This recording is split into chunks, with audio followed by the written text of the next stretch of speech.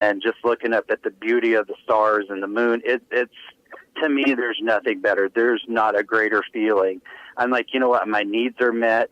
And one of the sayings that I have that I say every day is, you know what, through this, I have healing in my hands, I have blessing in my mouth, and I have peace, love, and prosperity in my mind. Yes, And, I love that. And that is something that I felt like was given to me through meditation. And that's something that I can go outside and I can look up and be like, you know what, I'm your child. I am going to want for nothing in this next day to come. Surely. And, so going to that place, going outside, or, when the weather was bad, I have a room set aside at my house, my solarium. We each one member of our family, Timmy, my son, and myself, we all have our own space in our house. That is our space. That is our quiet space. That is our, if you will, sacred space that we go to focus. Absolutely. And so, I have a space set aside in my house that they know if the door is closed, Dad's in there, he's getting answers, he's getting energy charged, if you will. Don't bother him because he comes out with something good. Every time, as soon as Yes. you take the moment to connect, your angels, your higher power, your source, universe, God is going to connect with you, but you have to be quiet sometimes to get into that space. And so I know you've been connecting already this morning and in meditation. So my last question for you today, Scott, is what is your message? What's an overall message that you have for the listeners today? I would say, take time to listen, because as Abraham Hicks would say, you have access to infinite wisdom from source, from God, from the universe, whatever term Right. that you choose to put on it. But take time to listen to that every day, and you will get the answers to anything that you need in life. Don't put it in a box by putting a label on it. Yes. Don't put yourself in a box by saying, well, I'm this or I'm that, because when you speak those things over yourself, you are limiting yourself. Oh. And when we have access to unlimited resources, unlimited potential, and those things, don't limit that by your words, because, I like what Reverend Ike said in one of his messages, that when Moses was going to go before the Pharaoh and he asked God, he goes, well, who do I say sent me? And God said, tell him that I am. I am. So when you speak these things, when you say I am, you're actually taking the God within you upon yourself. So, that's when the Bible says, let the poor say, I am rich. Let the weak say, I am strong. I am. So therefore, Yes. take on the name of I am, but don't take it on in a blasphemous way. Take it on as, you know what? I am a child of God. I am a child of the universe. Yes. There is nothing that I will want for today. Oh gosh, surely goodness and mercy shall follow me all the days of my life. I really love that. I am that I am. And that is such a huge statement, the Alpha and the Omega. I love being in that kind of space where you're kind of overwhelmed by the presence, And I don't think you could have left them with left the listeners today with a better thing, Scott. I really don't. I so appreciate you coming on today. And I want everybody to know how they can get in contact with you if they would like to have some coaching or some tips or learn about meditations or whatever. How can these people get in contact with you, Scott? Well, you can always text me. I am very easy to reach by text. And my Florida phone number is 321-831-8300. And it's 321-831-8300.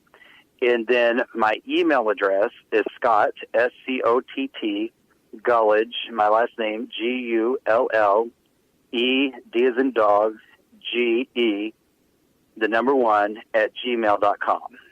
All right. So that is 831-8300 for the phone number. And the prefix of that was 321?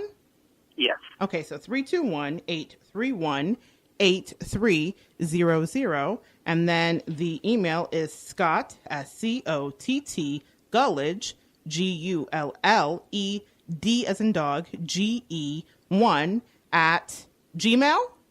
Yes. At gmail.com.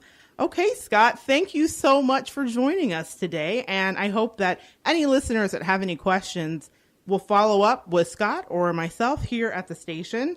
And we look forward to hearing your responses and what you thought. Thank you, Scott, for joining us today. Thank you so much, Monette. It has been a pleasure. It really has. I appreciate it. You have a great day. Thank you. You too. Thank you so much. Wow, guys. Wasn't Scott great?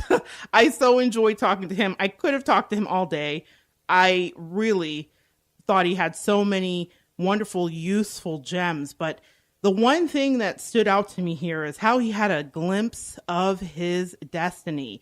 He heard the still small voice, which is practical tip number 2, and he took the leap. He took heed to it. You know, at some point in time, all of us have seen our destiny, and we decided not to listen. Richard Wright says, the impulse to dream has been slowly beaten out of me through the experience of life. And I know that sounds gruesome, but isn't that what happens? That is something that happens once we incarnate back into our human forms. We forget why we came here and what we're really supposed to be doing. We have a feeling about what our lives should entail, but due to the conditioning of life, we may dismiss it. We start procrastinating and we start complaining and self-sabotaging our efforts or our dreams. And we think, I'm not big enough for this. I can't hold this. I can't make this happen. Guys, it's scary to change. It's scary for everybody to change. Yet it is the way that we evolve. It's so unnerving to shift our world. What if we fail? What if we're rejected by people or loved ones or flat out rejected by life? And how do we even know that the voice that we're hearing that is nudging us towards our greatness isn't some silly notion? You know, something that I've learned in my journey is that the desire to live out a dream doesn't come from some nebulous thought form in space.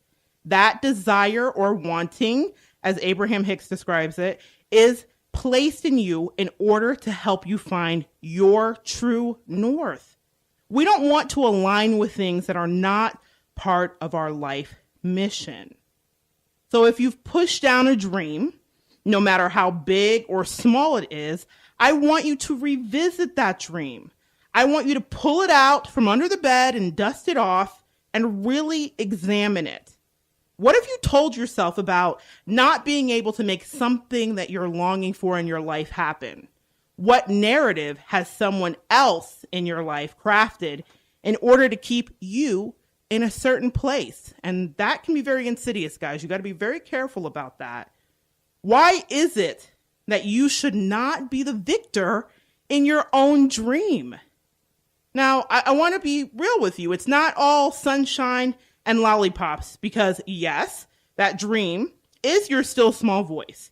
It is urging you towards your greater, it is urging you towards your greater capacity, your greater self.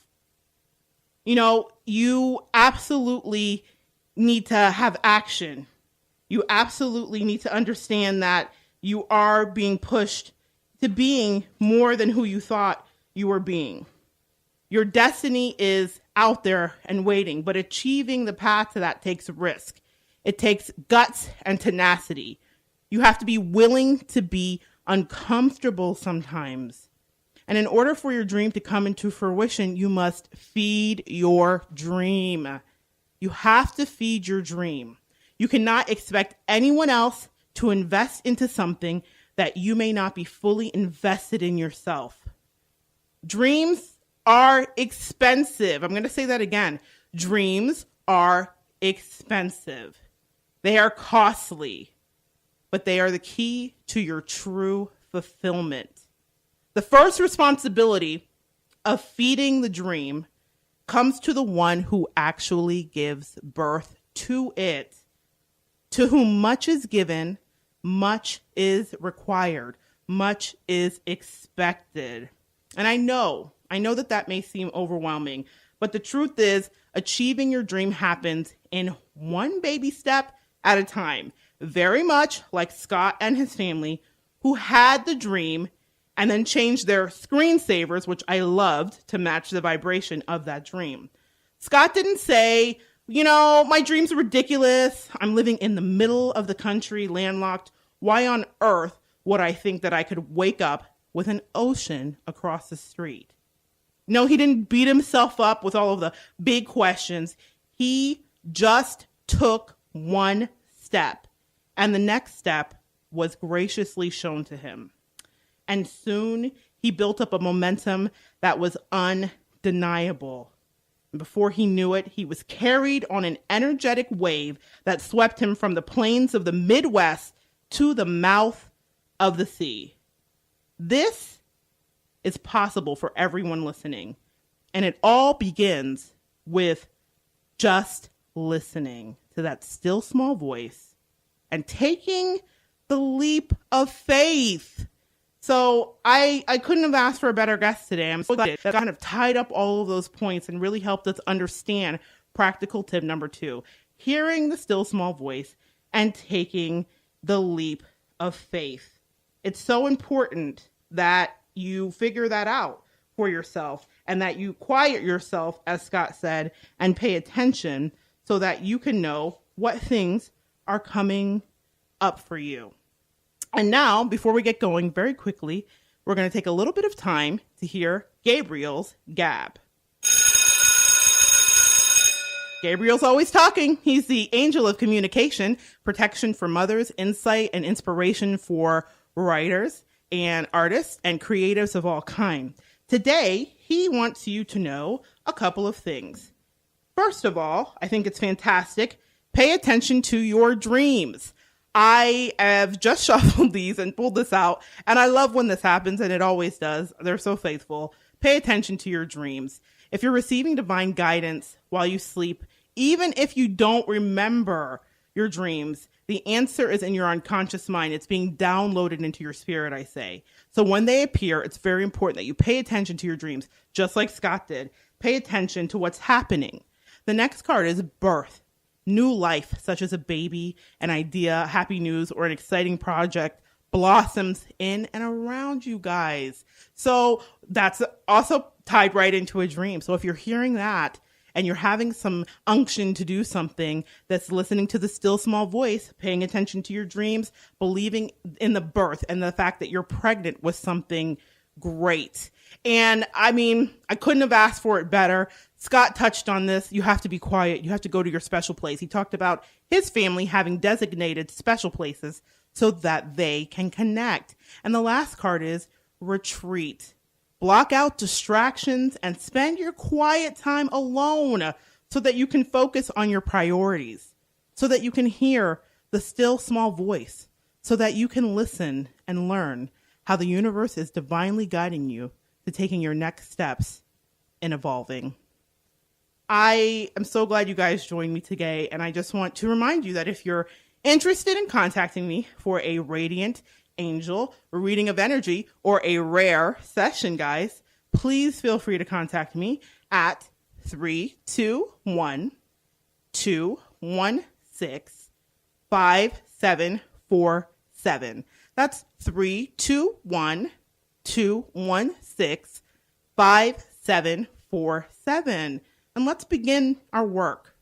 So I want you to come back next week and tune in as we unpack practical tip number 3, which again tied in perfectly with today's lesson, tuning into the synchronicity in your life. Kind of like what Scott talked about when he said his life's motto and his family's motto was living your life like you're at the beach every day. I'm paraphrasing here. But that he saw that very message over the sign of the new place that he and his family relocated to. That synchronicity, guys, and we're going to talk all about synchronicity next week and talk about what to look for, how you know what's happening in your life. No, you're not going crazy. There's a lot of that. We're not going crazy. Synchronicity is letting you know that you're on the right path. It's that moment of deja vu. It's pulling you like a magnet towards your destiny. So synchronicity is so important in getting to where we really need to be. So next week, tune in.